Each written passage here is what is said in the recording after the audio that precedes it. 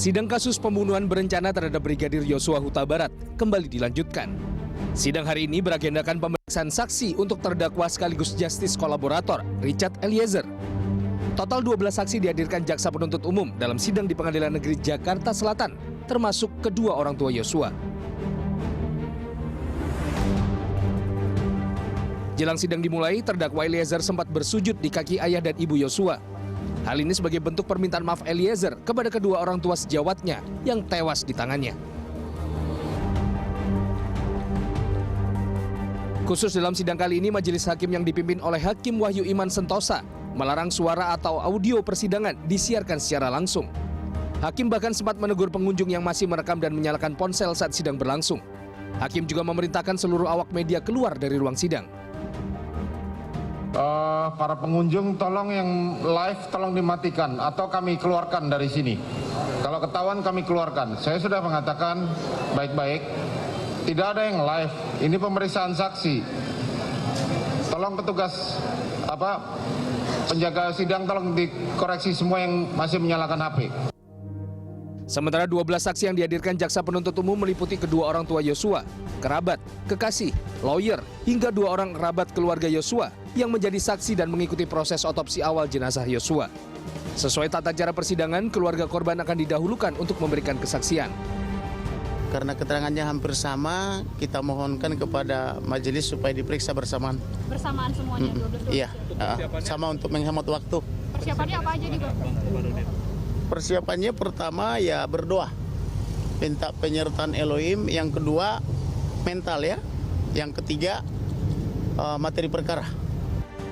Dalam sidang sebelumnya, Richard Eliezer didakwa bersama-sama melakukan pembunuhan berencana terhadap sejawatnya Brigadir Yosua Huta Barat. Atas perbuatannya, Eliezer terancam pidana mati atau penjara seumur hidup. Tanggapi dakwaan, Eliezer yang berstatus justice kolaborator memilih tak mengajukan eksepsi. Tim Liputan, Jakarta. Pemirsa, majelis hakim yang dipimpin oleh Wahyu Iman Sentosa sempat melarang audio persidangan disiarkan secara langsung.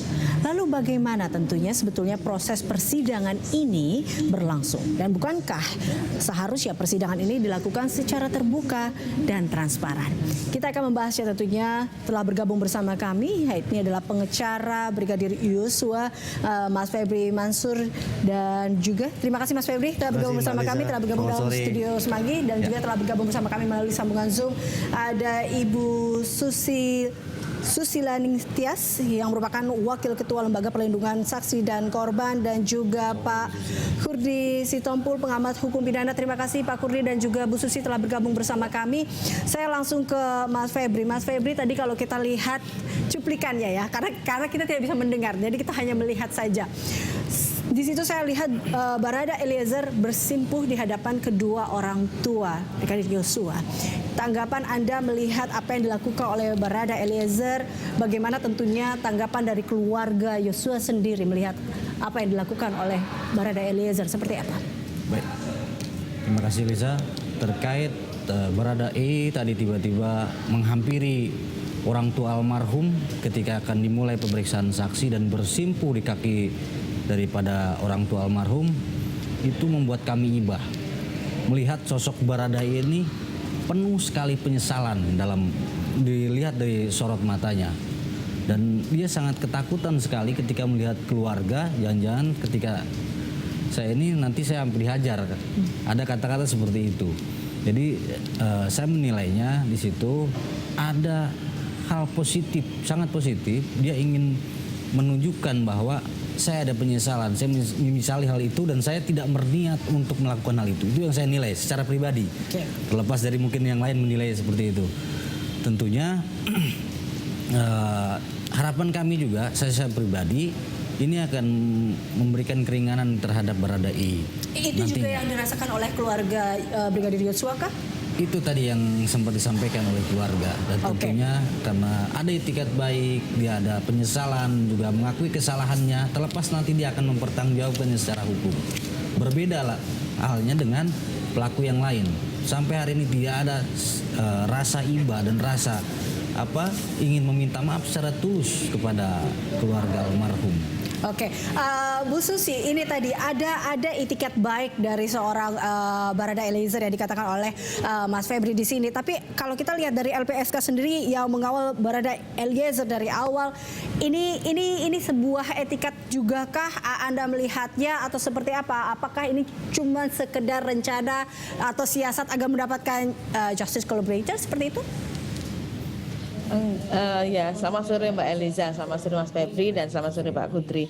Jadi sebenarnya enggak Mbak, jadi sudah sejak awal memang kalau diingat kembali ya, semoga masih ingat ya, bahwa sebelum Baradae menyatakan bahwa kasus ini adalah kasus pembunuhan, dia menuliskan kesaksiannya secara tertulis. Pada saat itu juga ditulis di situ bahwa Baradae atau Richard ini sudah menyampaikan rasa menyesalnya pada saat itu, tapi memang posisinya masih di dalam dan pada saat itu belum mengajukan perlindungan ke LPSK untuk dalam posisinya sebagai justice kolaborator. Baru kemudian pengacaranya datang 1 hari sesudahnya.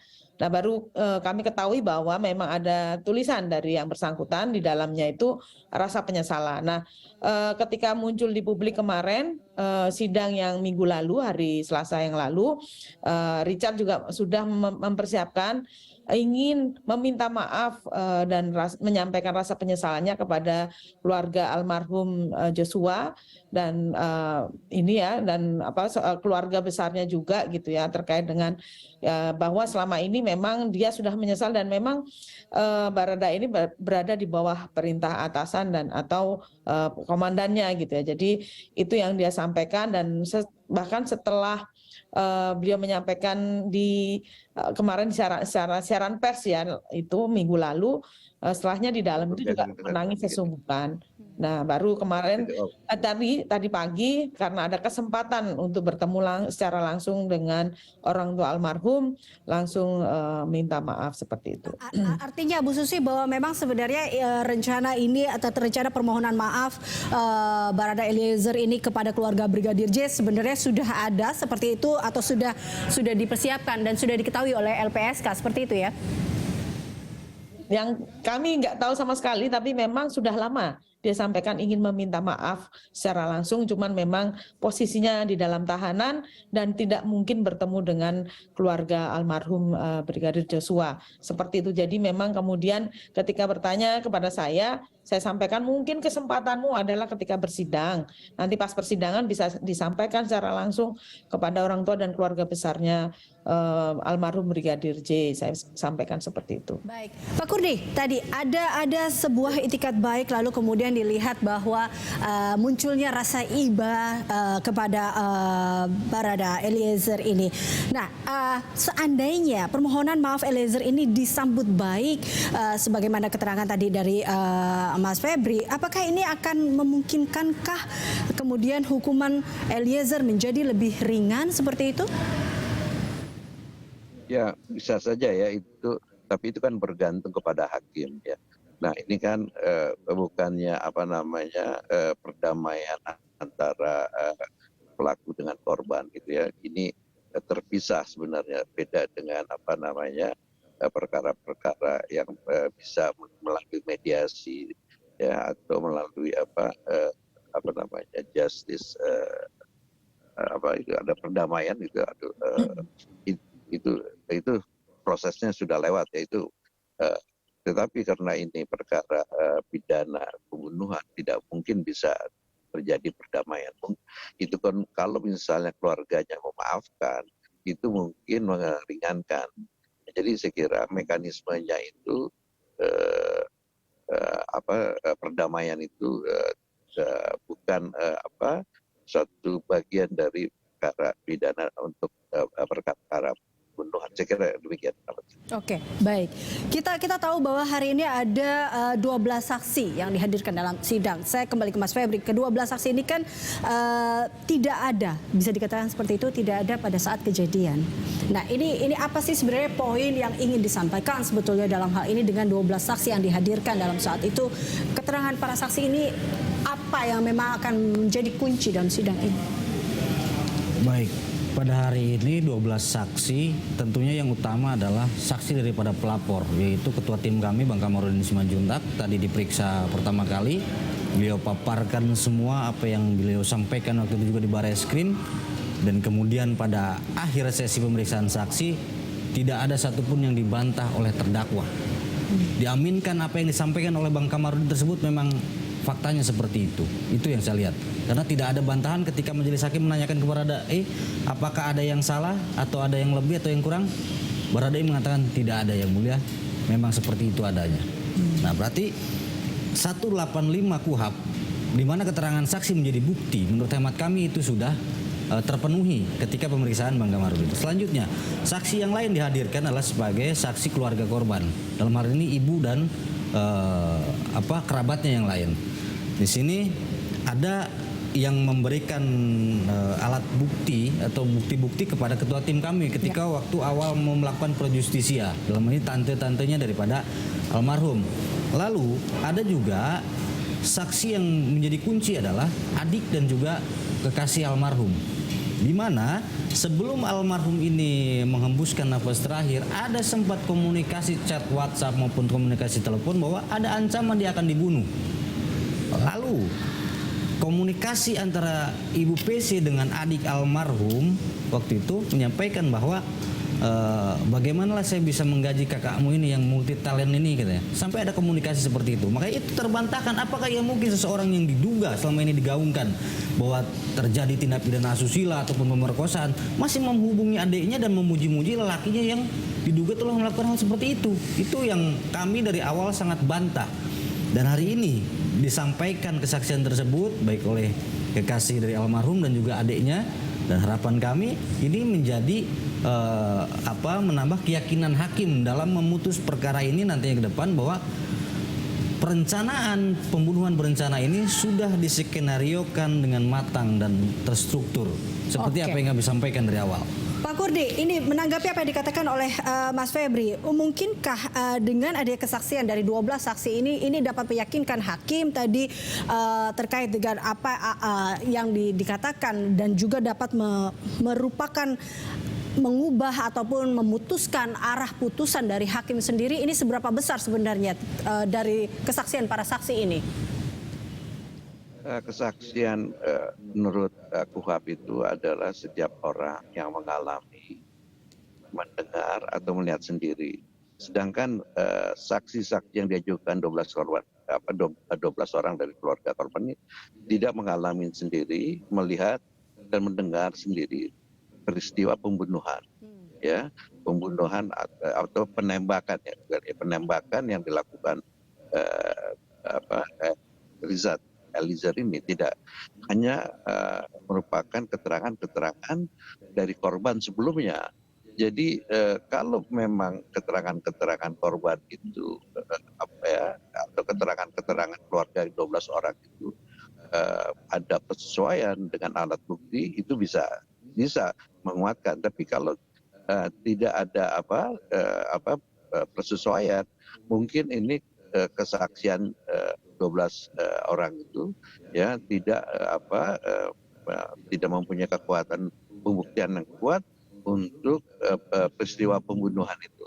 Ini kan kesaksiannya itu adalah hearsay, jadi bukannya kesaksian direct evidence ya, dari direct witness gitu. Ini yang jadi masalah gitu ya. Memang hanya ini bisa menjadikan petunjuk buat hakim. Jadi menurut KUHP bahwa hakim memutus bersalah atau membebaskan seseorang menurut pasal 183 KUHP itu dia mempunyai keyakinan.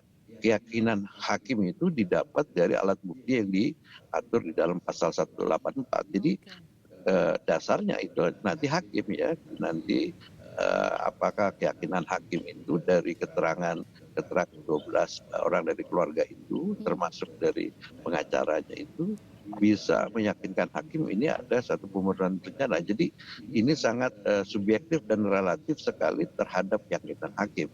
Ya, jadi beda kalau misalnya ke-12 orang saksi ini mengalami sendiri, melihat sendiri, mendengar sendiri. Baik, Jadi demikian ini lebih ke menurut indirect pendapat saya. witness seperti itu ya, Pak Kurdi ya. Iya. Oke, baik. Ini cukup menarik di mana hari ini majelis hakim kita tahu sempat melarang audio persidangan. Ini apakah ini menjadi salah satu sebenarnya agar tidak ada saling mempengaruhi satu sama lain antar saksi? Tapi kita boleh lihat sedikit cuplikannya terkait dengan jalannya sidang tadi.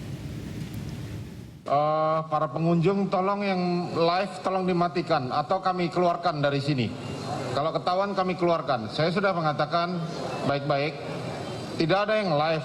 Ini pemeriksaan saksi. Tolong petugas penjaga sidang tolong dikoreksi semua yang masih menyalakan HP. Tolong patuhi undang-undang para pengunjung.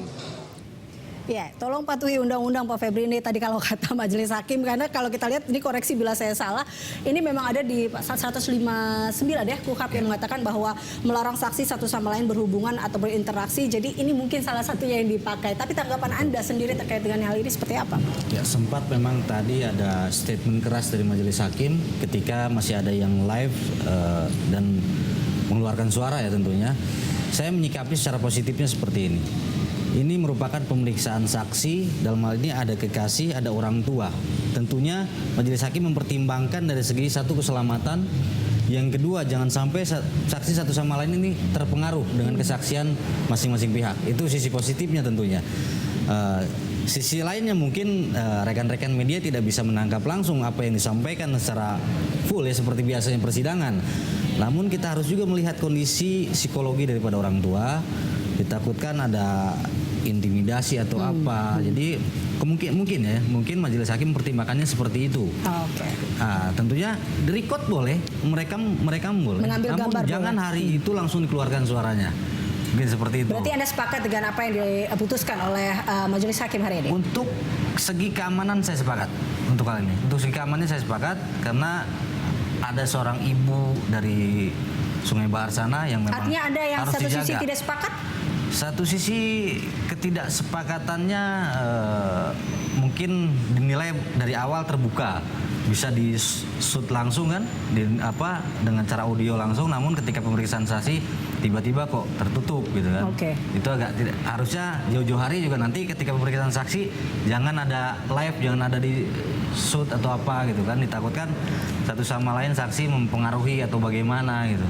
Mungkin hanya komunikasinya aja sih dari awal kemungkinan kalau dari saya pribadi. Baik. Nah, terkait intervensi mungkin saya ke Bu Susi. Bu Susi, tapi tadi upaya majelis hakim tadi untuk menutup paling tidak audio di persidangan, Anda sepakat dengan hal itu? Itukah apakah untuk mengamankan dari para saksi sendiri ataupun untuk upaya tidak adanya intervensi kepada para Baradae salah satunya? Iya, jadi saya sepakat ya dengan tadi pendapat majelis hakim untuk tidak live ya, karena tadi saya sempat hadir di persidangan, sepertinya memang masih ada yang live gitu ya sampai siang tadi. Nah, satu sebenarnya selain keamanan juga mengamankan kesaksiannya. Jadi mengamankan kesaksiannya itu juga penting. Jadi jangan sampai kesaksian mungkin orang tuanya Joshua nanti kemudian dicuri dengan kesaksian yang lain, saling mempengaruhi lah intinya gitu. Nah, ini yang penting juga dihindari supaya murni memang fakta yang disampaikan oleh para saksi hari ini adalah benar yang mereka ketahui gitu ya. Itu yang kami sebagai lembaga perlindungan saksi dan korban memang berkeinginan semua saksi ini menyampaikan fakta yang sesungguhnya, yang tidak dibuat-buat dan satu sama lain tidak boleh mempengaruhi, dan yang pasti soal keamanan dan keselamatan mereka. Itu mungkin pertimbangan majelis hakim seperti itu selain ketentuan di dalam KUHP ya untuk tidak. Adakah memang upaya intervensi terhadap Baradae? Sejauh ini tidak ada gitu ya. Jadi alhamdulillah tidak ada upaya intervensi kepada Baradae. Baik. Terakhir Pak Kurdi, singkat saja bagaimana Anda melihat tentunya jalannya persidangan hari ini, tentunya dengan tadi kita sempat mendengar menjadi bisu dalam sidang ini atau tidak bisa mendengarnya, tapi apakah ini bentuk dari kita lihat sidang yang bebas dari intervensi? Kita pertama-tama merujuk kepada undang-undang sendiri, KUHP ya. Azas KUHP itu salah satunya itu azas keterbukaan untuk umum, gitu ya. Nah, itu juga salah satu syarat bahwa sidang itu harus dinyatakan dibuka dan terbuka untuk umum. Kecuali perkara-perkara tertentu yang menurut undang-undang memang harus perkaranya tertutup, gitu ya. Jadi kalau misalnya mengacu kepada ketentuan KUHP 149 menyatakan saksi yaitu kalau mendengar itu dia harus keluar dari muka sidang.